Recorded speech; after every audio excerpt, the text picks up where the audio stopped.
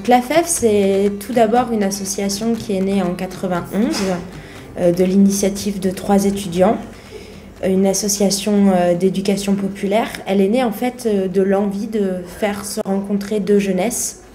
La jeunesse qu'on pourrait dire étudiante, qui a accès à l'université, et la jeunesse des quartiers populaires, qui n'a pas forcément accès à l'université, ou en tout cas peut avoir plus de difficultés. Les jeunes en général, ils sont repérés par les établissements ou par des dispositifs tels que les projets de réussite éducative, ou notamment au travers des projets de réussite éducative. Ensuite, les étudiants, eux, ils sont mobilisés aussi par les équipes salariées et volontaires qui vont faire des campagnes de mobilisation dans les universités pour justement essayer de trouver des étudiants qui seraient intéressés par ces 2 heures de bénévolat. Donc nationalement, on a plusieurs actions. La première et la principale donc, est l'accompagnement individualisé, qui nécessite qu'un étudiant bénévole accompagne un jeune à son domicile sur toute l'année. Donc nous, on appellera ça de l'accompagnement individualisé, c'est-à-dire au lieu de remettre le jeune dans la situation scolaire, on va vraiment essayer de servir de tout ce qu'il peut y avoir à l'extérieur pour faire reprendre confiance aux jeunes scolairement, et aussi utiliser l'extérieur pour toujours apporter aussi des notions scolaires. Alors si je dois donner un exemple, c'est par exemple un enfant qui a du mal avec l'imaginatif sur la mythologie grecque pour un collégien de 5e. Ça peut être aller à la bibliothèque et lire des livres sur la mythologie, mais lire aussi des livres sur l'époque de la Grèce.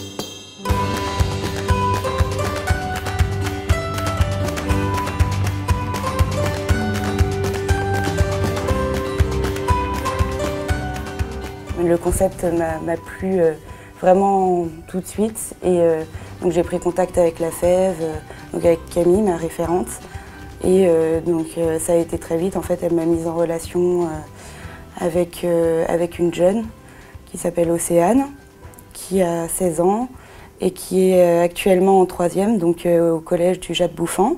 Donc au départ, forcément, je pense comme tous les étudiants qui vont rencontrer leurs jeunes, on est un peu anxieux, tout ça, on ne sait pas comment ça va se passer, on a peur que le contact ne s'établisse pas, ou enfin, que ça aille pas du tout en fait. Et puis moi j'ai eu vraiment une bonne surprise en fait. Je suis arrivée dans la famille, on a été vraiment bien accueillis, tout ça. Ouais, j'en souris parce que ça s'est vraiment super bien passé. Enfin voilà, elle est vraiment à l'aise, confiante. Par contre c'est une jeune qui a aucun problème, contrairement à beaucoup d'autres jeunes dont des étudiants s'occupent. Elle a un cadre familial vachement stable, elle est forte à l'école, donc pour ça, moi, j'ai pas besoin de l'aider au niveau des cours. On fait surtout donc des sorties culturelles.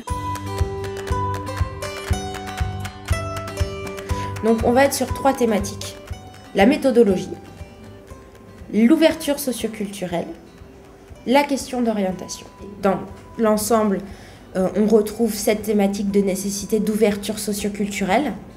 Et c'est vrai que cette ouverture socioculturelle, elle va se faire par une sortie du domicile.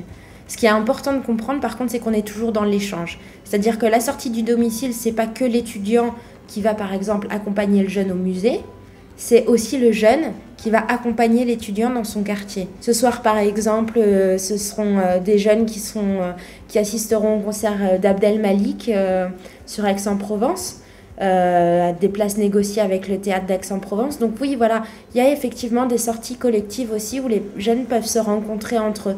On n'est pas que sur une relation individuelle, et notamment chez les bénévoles aussi.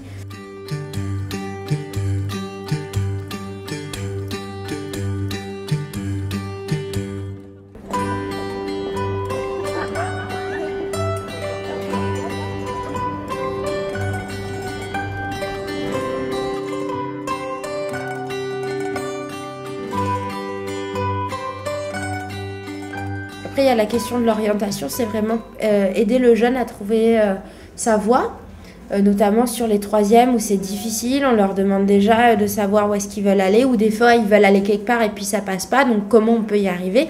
À la FEV, ce qui est important de savoir, c'est qu'on essaie aussi de mettre en place des temps d'échange où les bénévoles puissent se rencontrer et discuter. Parce que c'est vrai que ça peut paraître bizarre au départ, leur action consiste au départ à accompagner un jeune, mais ils ne sont pas seuls avec ce jeune. Comme par exemple sur Marseille, où c'est aujourd'hui à peu près 300 bénévoles, mais ils ne s'en rendent pas compte qu'ils sont 300.